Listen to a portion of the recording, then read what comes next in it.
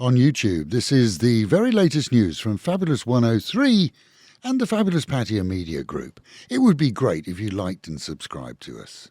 If you haven't seen a drop in the price to fill your vehicle, you're not alone, as fuel retailers, that's the companies that supply petrol stations across Thailand, have been put on warning to better manage their marketing costs by the Commerce Ministry, which has received numerous complaints that reductions in the cost of fuel are not, in many cases, being passed on at the pumps. Retailers, we're told, are not to blame. It seems the discounted tax relief hasn't been passed on to them from their suppliers, who have, it's reported, in many cases, hogged the relief as additional marketing costs. The ministry yesterday made it clear, pass on the discounts or they'll take steps to fix retail and wholesale pricing.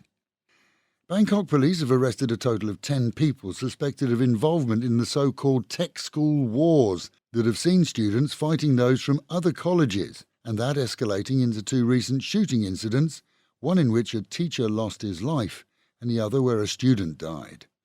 Initial arrestees quickly told police all their co-gang member names, and those are now being questioned to ascertain exactly who pulled the trigger that killed the teacher. This is an 18-year-old who's confessed to shooting the student.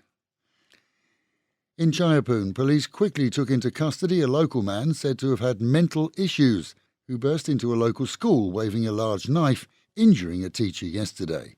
With all fleeing their outdoor early morning assembly, he too fled to his home, where he was later arrested.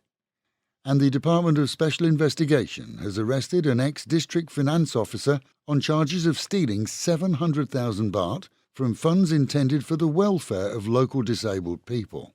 The high-ranking Saraburi native is charged with transferring the funds to her own account, and it appears those transfers took a while for anyone else to spot them, despite her doing it with 560 different transactions. Thailand's national football team has seen its coach replaced after losing their initial World Cup qualifier against China. Japan's Masada Ishii will replace Mano Polking as the head coach. A brave move for any manager at this point, but the intention is to give the team every chance to get through the qualifiers and play in the World Cup itself, if that's at all possible. Coach Mano had been with the team for 2 years, but had already predicted his own removal if they failed as they did to win the Chinese match. Is your pig pregnant or just getting porky? Historically an issue for pig farmers globally, as it's a tough one for gilts despite being inseminated. Other than waiting the 3 months, 3 weeks and 3 days to see what pops out, to date there hasn't been much in the way of science to guide them. Now, a Thai invention is being applauded globally. Blood from a little prick of the ear is being put onto a tester, similar to those that we used for COVID, and becomes a pregnancy tester for swine.